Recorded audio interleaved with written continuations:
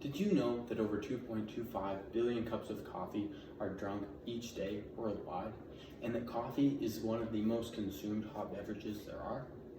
Hi, my name is David Finch, and in the past years I have become a coffee drinking fanatic.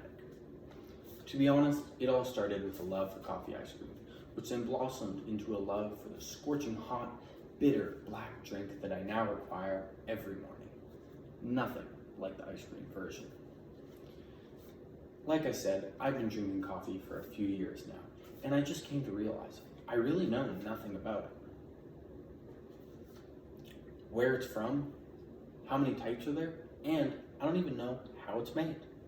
So today, I'm going to give you all the information you'll need to become the perfect coffee connoisseur. Legend has it that the origins of coffee can be traced all the way back to the early 1400s. It was discovered in Ethiopia, where a local farmer noticed that his animals were having a tough time falling asleep after eating these strange and mysterious berries. After a little investigation, the local farmer was able to decide that these berries were not only edible for humans, but could be used as a very useful tool. From there, the berries were made into drink, with the purpose of keeping the local monastery alert and awake during evening prayer. Naturally, with time, the drink began to gain more and more popularity, and soon enough it became being grown in neighboring countries. And by the 17th century, coffee had already made its way into Europe, and soon was adopted by the people. However, this was not without controversy, as many people thought it was the bitter invention of Satan. Although through the controversy, there was a drastic influx of coffee houses throughout Europe, and soon enough coffee took over as the usual breakfast drink. Additionally, with Europe having just discovered North America, it was only time before coffee headed overseas. Obviously, nowadays, coffee is popular worldwide and is a huge business. Did you know that the market value of coffee is over $80 billion? And that in turn, the business of coffee provides over 125 million jobs globally? Right now, coffee is being grown in over 80 countries throughout Central and South America, Asia, and Africa. Currently, Brazil is the world's biggest producing coffee nation, although it is an essential and important industry for many other countries. There seems to be a limitless amount of drinks you can create with a coffee base, whether it be the basic black drip coffee or a specialty drink like the pumpkin spice latte. However, with this in mind, I was shocked to find out there are only really 4 different types of beans.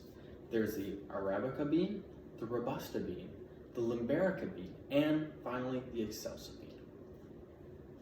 The Arabica bean is the most common bean and is extremely popular throughout North America. It has a sweeter and less acidic flavor, which tends to fit the North American diet, which is a lot of sweets. The bean needs to be grown in a climate that is elevated high above sea level and has an abundance of rainfall.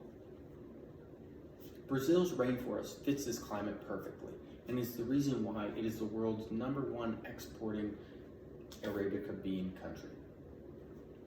Robusta beans are the second most common beans throughout the world and are extremely popular throughout Europe, Africa, and the Middle East. The bean is extremely high in caffeine. However, it has a burnt and rubbery taste that makes it a less desirable coffee, which makes it understandable as to why it isn't as popular throughout North America. Unlike the Arabica and Robusta bean, Liberica beans are very rare and hard to come by. This is due to their very specific climate needs, which makes it less desirable for farmers to produce these beans. Although the people that use these beans say that they have a lovely woody taste and almost a fruit-like aroma. And finally, the Excelsa bean, which is extremely similar to the Liberica bean. The two beans actually come from the same family. and they share the same rare quality of needing a very specific climate to be grown. As well, they're extremely similar in taste and flavor. However, they have a subtle yet distinct difference. The process of making coffee may be much more confusing than you think. The process involves planting, harvesting, roasting, grinding, and finally brewing to get your coffee from farm to table.